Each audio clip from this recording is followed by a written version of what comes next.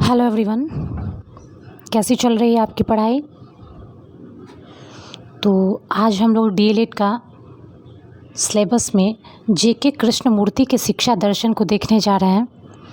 इससे पूर्व में हम लोग महात्मा गांधी, मारिया मोंटेसरी, रविन्द्रनाथ टैगोर, गिजुभाई बघेला और डॉक्टर जाकिर हुसैन का जो शिक्षा दर्शन था उसके बारे में देख चुके हैं।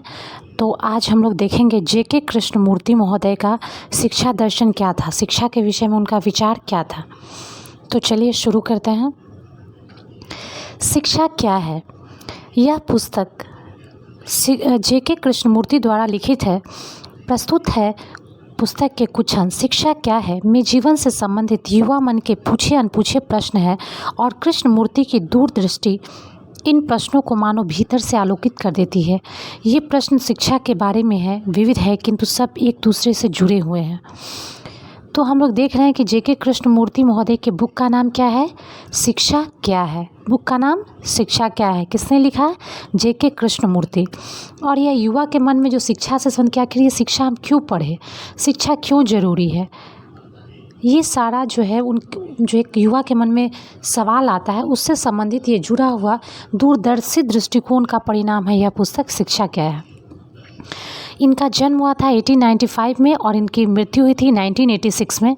तो जेके कृष्णमूर्ति के बारे में कुछ जान लेते हैं। धर्म, अध्याय, दर्शन, मनोविज्ञान व शिक्षा को अपनी अंतर्दृष्टि के माध्यम से नया आयाम दिए। 6 दशकों से भी अधिक समय तक विश्व के विभिन्न भागों में अलग अलग पृष्ठभूमियों से आए श्रोताओं के विशाल समूह कृष्णमूर्ति के व्यक्तित्व तथा वचनों की ओर आकर्षित होते रहे। पर वे किसी गुरु के नहीं थे। वे अपने ही शब्दों में तो बस एक दर्पण थे जिसमें इंसान खुद को देख सकता है। यानी कि ये अलग अलग पृष्ठभूमि से आने वाला श्रोता भी इनके व्यक्तित्व और बातों की ओर आकर्षित हो जाता था। ये कोई गुरु नहीं थे, लेकिन हाँ, इनका मानना था एक दर्पण की तरह जिसमें खुद इंसान जैसा है वैसा मुझ में वो अपने आप को देख सकता है।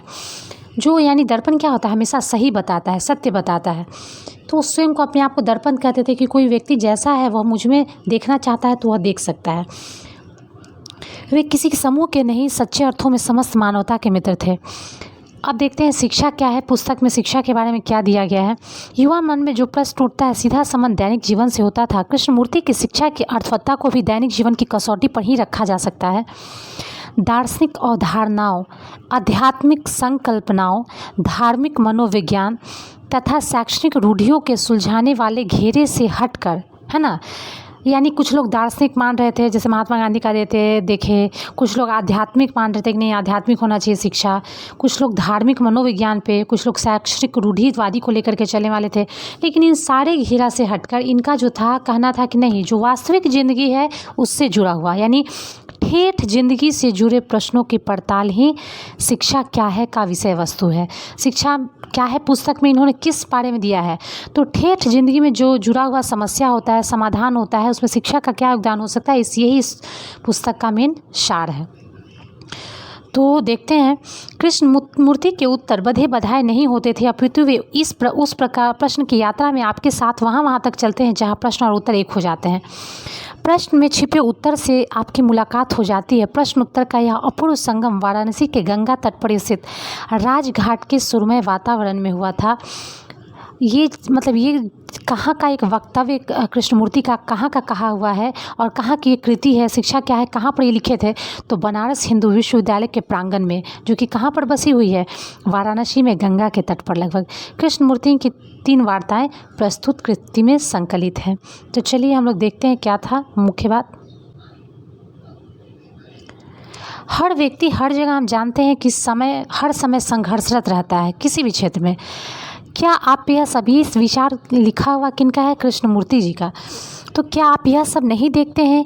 यदि आपके पास एक कार है तो आप उससे बड़ी कार चाहते हैं, निश्चित है कार चाहते हैं। यदि कहीं समाज में कोई घटना हो रहा है, रोड पे हर दिन आदमी मर रहा है, हम उसको देखते हैं, केवल उसके प्रति हमारे मन में कोई संवेदना तो शायद ही हमको लगता है कि किन्हीं के मन में इसको लेकर के संवेदना उठता होगा, किसी भूखे बच्चे को देखकर संवेदना उठता होगा, या फिर ऐसा नहीं कि नहीं देखते होंगे, लेकिन हाँ वाकई में जो शिक्षित है उनके मन में ये संवेदना जरूर उठता होगा।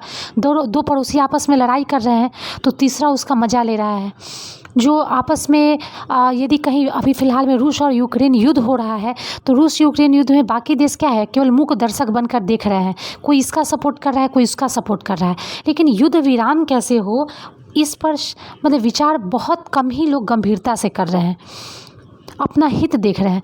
तो क्या हमारी शिक्षा यही चाहती है या यही बतलाती है, यही सिखाती है? नहीं, हमारी शिक्षा क्या दिखाती है इसके बारे में देखते हैं। उनका कितना सही ठेठ ज़िंदगी से जुड़ा हुआ वक्तव्य है, जो हम लोग निश्चित है देखते भी हैं कि हमारे पास यदि एक कार है और देखते हैं कि पड़ोसी के पास बड़ी कार है, तो हम चाहते हैं कि नहीं भाई, हमको उससे बड़ी गाड़ी खरीदनी है। इस प्रकार हर एक आदमी संघर्ष कर रहा है और बेहतर होने की स्थिति में, न केवल अपने भीतर बल्कि अपने सभी पड़ोसियों के साथ भी। फिर हम देखते हैं कि युद्ध जिसमें हत्याएं होती है, लोगों का विनाश होता है, जैसे पिछले युद्ध में हुआ जिसमें करोड़ों लोग मारे गए, घायल हुए, अपाहिज बना दिए गए। आप जानते हैं कि हम में से अधिकांश के लिए शिक्षा का अर्थ सीखना है कि हम क्या सोचें। वाकई में हम लोग को यही सिखाया जाता है कि हम क्या सोचें, है ना? क्या सोच आपका समाज, आपके माता पिता, आपका पड़ोसी, आपकी किताबें, आपके शिक्षक, ये सभी आपको बताते हैं। ये कृष्णमूर्ति जी का कहना है, आपको क्या सोचना चाहिए वाली यांत्रिक प्रणाली को हम शिक्षा कहते हैं। हाँ, क्योंकि हमारा बुक ये कहता है कि नहीं, ऐसा नहीं करना चाहिए, ऐसा करना चाहिए, ये यदि कुछ इस तरह से करो तो उसका विरोध ऐसे करें। तो ऐसी शिक्षा केवल हमें यंत्रवत, संवेदन शून्य, मतिमंद और सृजनशील बनाती है। तो कृष्णमूर्ति जी का कहना है, यदि शिक्षा हमको ये सिखाती है कि क्या सोचना चाहिए, तो यह शिक्षा केवल क्या होती है, यंत्रवत होती है, मशीन की तरह हमें बना देती है। संवेदना शून्य, जिसमें हमें फिर कोई भाव नहीं रह जाता किसी चीज़ को लेकर, मन मतिमंद हो जाता है, हमारा सही गलत का निर्णय नहीं ले पाते हैं, और सृजनशील व्यक्ति बन गया है आज। किंतु यदि आप चाहते हैं कि कैसा सोचना चाहिए, न कि क्या सोचना चाहिए, क्या सोचना चाहिए, है ना, कैसा सोचना चाहिए, ना कि क्या सोचना चाहिए, तब आप यांत्रिक परंपरावादी नहीं रहेंगे बल्कि जीवंत मानव होंगे। तब आप महान क्रांतिकारी होंगे। अच्छी नौकरी पाने या किसी विचारधारा को आगे बढ़ाने के लिए लोगों की हत्या करना जैसे मूर्खतापूर्ण कार्य करने के अर्थ में यह बहुत महत्वपूर्ण है। लेकिन जब हम विद्यालय में होते हैं तो इन चीज़ों की ओर कभी ध्यान नहीं देते।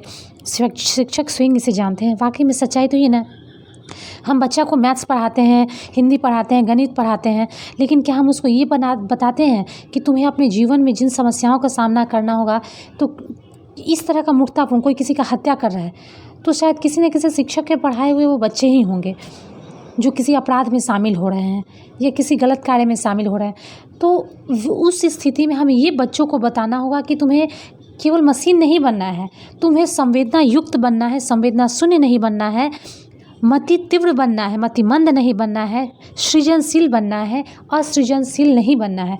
ये हमें बच्चों को किताबी ज्ञान के अतिरिक्त देना बहुत अनिवार्य है, तभी हमारी शिक्षा का वाकई में हम कह पाएंगे कि हम बच्चों को शिक्षित करते हैं। वे तो केवल आपको यही सिखाते हैं कि क्या पढ़ना चाहिए, है ना, कैसा पढ़ना चाहिए। वे आपको अंग्रेजी या गणित सुधारने में व्यस्त रहते थे। वाकई में शिक्षक तो यही अंग्रेजी या गणित सुधारने में व्यस्त रहते हैं। उन्हें तो इन्हीं सब चीज़ों की ओर चिंता रहती है। या और फिर 5 या 10 वर्षों के बाद बच्चों को, छात्रों को उस जीवन में धकेल दिया जाता है जिसके बारे में बच्चों को कुछ पता ही नहीं होता है कि आगे आने वाला समस्या क्या है, उसके जीवन में किस तरह से चलना है, किन किन समस्याओं का सामना करना होगा। जैसे कि हर समस्या का सामना हम खुद करते हैं कि कोई हमारे साथ झूठ बोल देता है, धोखा कर देता है। तो यदि हमारे साथ कोई कर रहा है तो हम ये चाहेंगे ना कि हमारे परिवार से हमारे बच्चे जो पढ़ाए हुए वो कुछ इस तरह का ना करे कि क्योंकि दूसरा ऐसा महसूस नहीं करे, एक अच्छे समाज का निर्माण कर पाएँ, उनमें संवेदना हो कि हाँ दूसरों को तकलीफ़ होती है, दूसरों को भी दूसरे में संवेदना भरना है।